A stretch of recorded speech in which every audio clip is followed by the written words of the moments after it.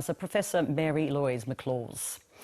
Time now for my political panel. In fact, my first political panel for 2021. I'm very excited by these firsts. Liberal MP Katie Allen and Labor Senator Jenny McAllister. Welcome to both of you. Thank you. Good afternoon, PK. I want to just start on the logistical challenges of the vaccine rollout that Professor Mary-Louise McLaws laid out there quite clearly. The Prime Minister was asked about this today after his press club address.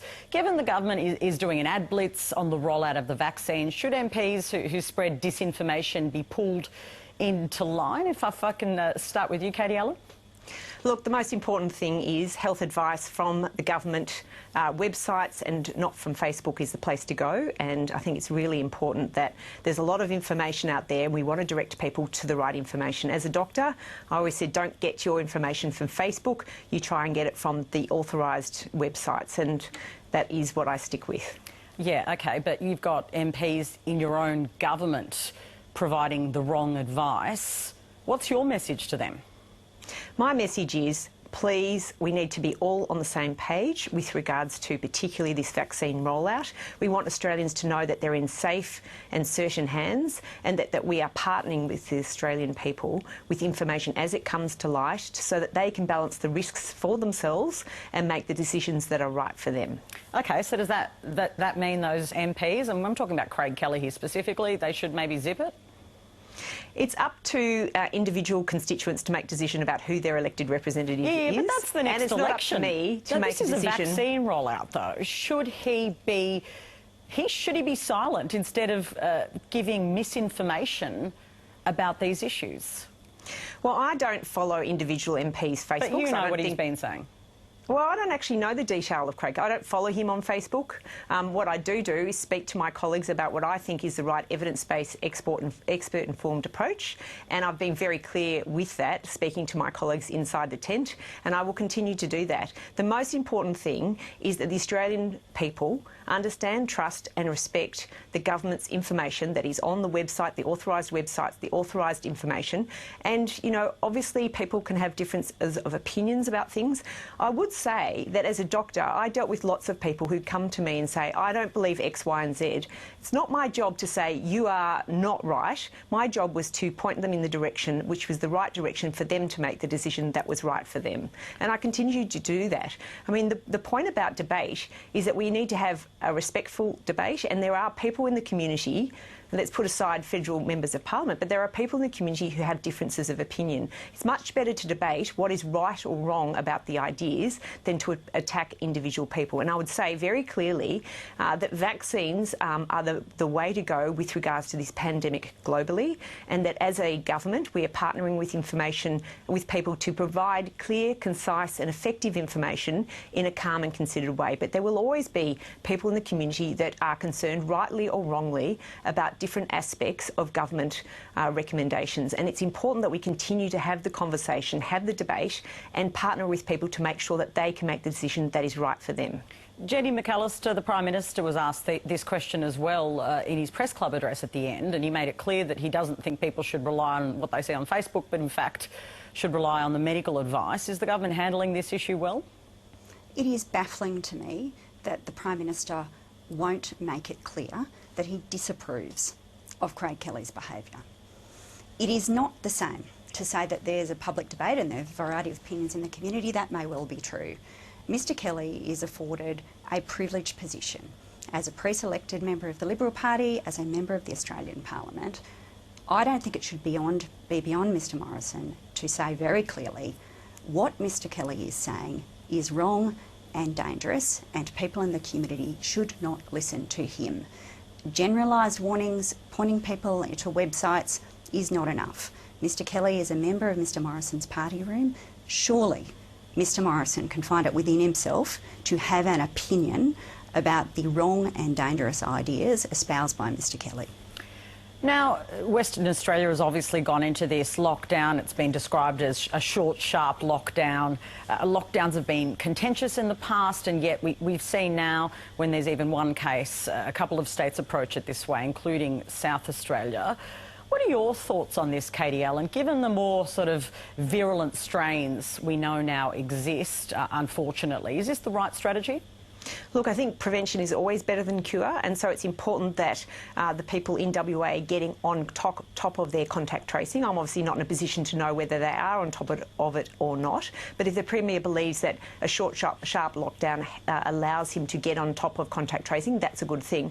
I would say, however, I think the hotspot approach has always been the right way forward rather than a whole-of-state approach, and we saw that being effectively done in the Northern Beaches with regards to New South Wales leading into Christmas. And we also saw in South Australia a walk back from the 6-day lockdown to a 3-day lockdown when it was clear that it wasn't as, the unknowns became known. Now, this is a more virulent, or there are more virulent species that are now around, and so things are evolving as we speak. But I would say in this circumstance, it's good that it seems that there is only one case at this point in time, and it may well be, hopefully, the WA walks back from their 6-day lockdown if they find that their contact tracing is in hand and that it is confined to a small number of people.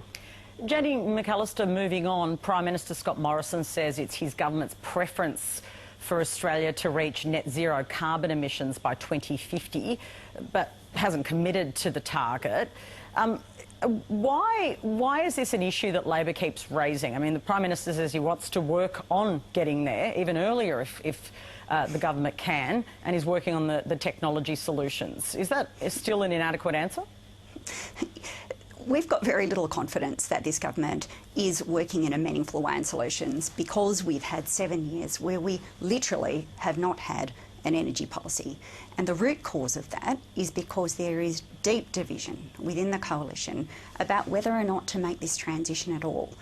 Mr Morrison saying, oh, well, I hope we can get to net zero by 2050 is cold comfort when only last week you had the National Party releasing publications asking for new coal-fired power stations to be built in Queensland. There is obviously a complete incapacity within the coalition to do anything at all about the transition. And the great shame in that is that it means that Australians miss out on cheaper energy prices and they miss out on jobs. That's why we're talking about it, because the transition to net zero is actually an enormous economic opportunity. Every day of delay leaves us behind a global community that is moving. Mr Morrison is very isolated on this question, and in being so isolated and being so stubborn and being unable to control the deniers and the non-believers in the coalition, he is jeopardising Australia's economic future, and that's why we're raising it. Katie Allen, we know we've spoken previously with you about your views in relation to emissions reduction targets. Do you think the government should commit to reaching the 2050 net zero emissions now? You know, as you go into what could be an election year, making it clear that you want to decarbonise the economy. I think what you're hearing from the Prime Minister today is very strong language regarding a plan for the future, for a zero net carbon future, that hopefully, preferably, is before 2050. And that plan is what I've been focused on right back early in interviews with you as a Member of Parliament. I remember, Patricia, we were discussing this, about the plan is the most important thing. A costed plan, a plan that brings the Australian economy and the Australian people with it, and the low emissions technology statement with 5 stretch targets of hydrogen, green aluminium and green, as well as carbon capture and storage, but also looking at new technologies as we move forward is really the way to go. And we heard today about commercialisation of technology as being at the centre plank of the plan to move forward. And I feel a great sense of optimism, actually, that we are moving very much forward with a liberal lens about how to solve this problem. There's a commitment today by the Prime Minister. It's about how to get there, not what or if, it's how to get there. And I think that's really very strong language, and I think there's a great sense of optimism that Australia has the opportunity to grab this opportunity with both hands, create new jobs in new technology areas, and I'm interested in a whole lot of new technologies that are coming online. So a science and technology-led future, I think we're seeing a huge amount of moving on to the front foot with $1.9 billion commitment to this low emissions technology strategy.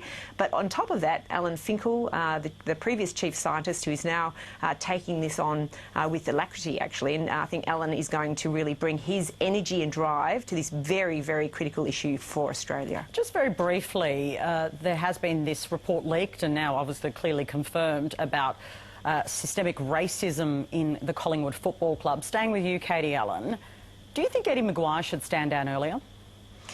Well, I don't like to comment on, what should or shouldn't happen, other than to say, importantly, an independent inquiry has found a problem, and that independent inquiry was brought around by the club itself, and they have outlined 18 recommendations. So the proof is in the pudding that these recommendations that seem quite practical and pragmatic are rolled out. So the recognition of the problem is the first step on the journey. It's an incredibly important journey, and it's an incredibly important journey for these great sporting clubs, because sport is something is very important to Australia's culture. Does it disturb you that this kind of level of racism exists in one of our most... I mean, I'm a Collingwood supporter, I have to reveal, one of the most important football clubs in the country?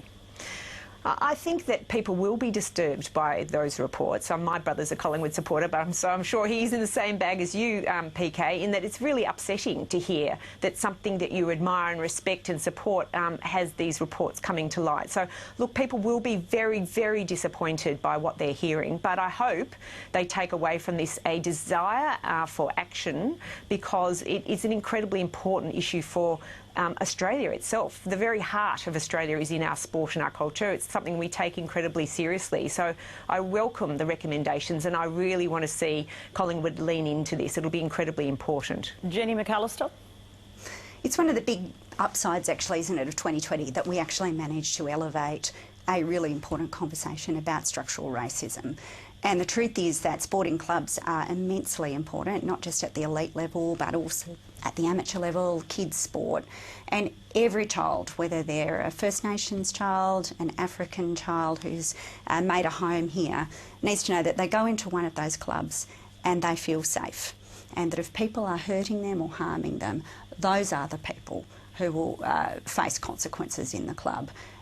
Obviously, there are problems at Collingwood, and it's immensely important that a review of this kind has set out a pathway forward for that club. They'll have a lot to reflect on. I am not a person who spends a lot of time thinking about AFL, but it's obvious that this is a really important national question, and people will be watching it very closely. They certainly are. Look, thank you so much to both of you for joining us. Thanks, Liberal PK. MP Katie Allen and Labor Senator Jenny McAllister there. And we will be joined very shortly by Tony Armstrong. He's one of our own broadcasters.